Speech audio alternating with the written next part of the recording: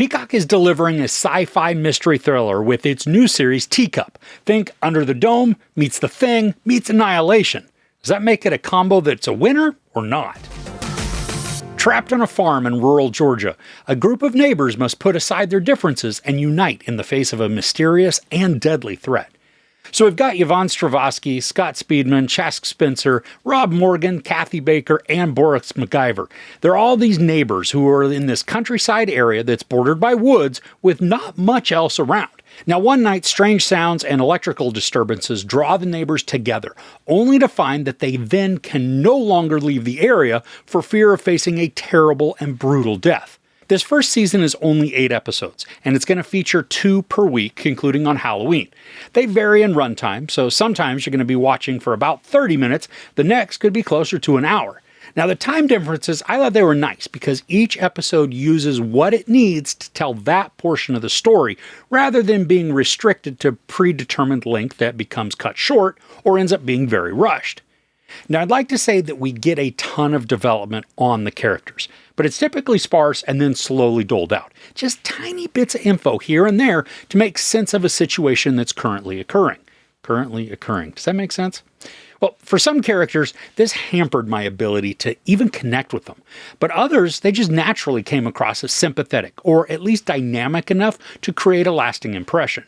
Now, Scott Speedman is one of those who fits more in the latter category, even though we do know enough about him to form opinions. Wasn't really a fan of his character, which I think is effective because we're not really supposed to wholeheartedly root for him. And what's funny is Yvonne Strahovski, who plays his wife, is given details to make her very sympathetic, and yet I still felt at arm's length with her as well. Now, part of her character is written to be decisive, and that sometimes came across more as callous than resolute.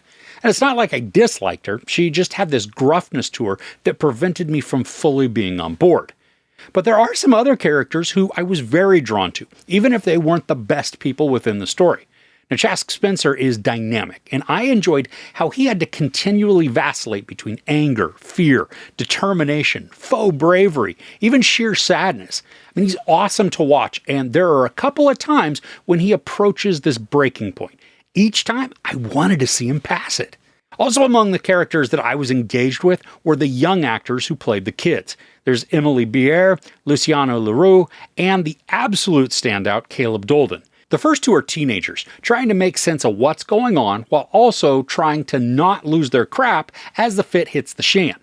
But Dolden, he's wonderful. He's the youngest, and he has to take on a very specific role with characteristics that require a ton of focus and control so that he can keep everything straight. I mean, he nails the innocent appearance and just as convincingly executes some not-so-innocent looks. Now, as far as the story goes, this does drag on a bit in episode 5, if I'm remembering correctly. I mean, it's not like the story doesn't have excitement or provide information. It's just at this point the narrative chooses to stop down and then give us a bunch of backstory on events that we hadn't witnessed. Now, the storytelling is engaging, and we also get to dive into some utter craziness, but it did become noticeable that we weren't watching the core group of people. And if I'm not wrong, the main cast, they're not even in this episode. So it does come across as a departure within the storytelling. Now, I was a little surprised at the level of violence that we get in this. There are some very gory and brutal moments, many of which are shown in great detail.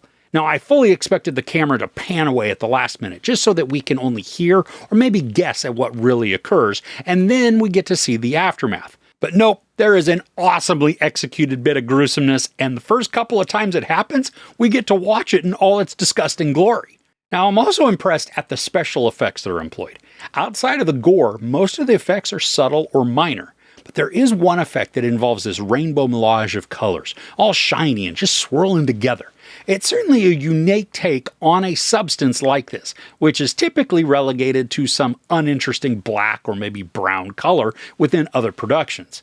Now, there's also this shimmering, psychedelic type look at times, and it casts a very colorful and trippy set of visuals. And if this series isn't sponsored by Skittles, they have wildly missed out with the Taste the Rainbow tie-in. Okay, so Peacock, you heard that. Get on it. Well, something that I had fun with in this is that there begins to be a game of who's it.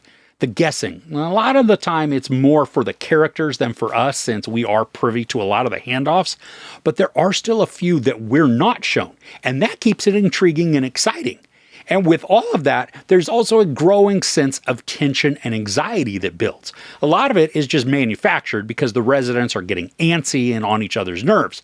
But because they're trapped in a predefined area, food is going to become sparse, and that's when stuff could really escalate. Now, the story chooses to expedite certain aspects for efficiency, creating situations that drive up division as well as urgency, leading to choices and then actions that elicit more stress. I was on edge a lot of the time. Now, it's not like this is a never-miss riveting series, but it does understand its premise, and then it piles on complications that lead to chaos, which in turn creates excitement for us as viewers. And some of that fun is also just yelling at the characters on the screen. I mean, sometimes they do dumb things, and because I was caught up in the drama, I yelled as if they could hear me. Now, I appreciate that the show establishes stakes and it isn't afraid to take players off the board, creating more thrills and stress. For as tight and compact as the storytelling is, Season 1 ends without giving us a ton of answers. And I think that's okay, because we're not so engulfed in mystery without any resolutions. I mean, we've been given some, but not all. And then more complexities are introduced, which will add the potential for a lot more drama and risk within the next season. So overall, Teacup is a creative take on story elements we've seen before. The characters don't always get the development they require, but there is enough background on key players to have some to root for and against. The special effects not only enhance the savagery that's shown, but convincingly add to the atmosphere in both grossness and occasional beauty. While the pacing and story arcs aren't always as focused as they could be, the ability to watch 2 episodes per week is a satisfying alternative to the drawn-out single weekly releases. If you want something engaging, tense, slightly creepy, and full of mystery, give this one a go. There's no sex or nudity, some profanity, and then a ton of gory violence. I give Season 1 a Teacup 3.5 out of 5 couches. All right, what are you binging right now? Anything that you can recommend to me? I would love to hear about it in the comments below. If you enjoyed this review, please give it a like. Also, don't forget to share and subscribe. I'm Chris. This is Movies and Munchies. Thanks for couching with me.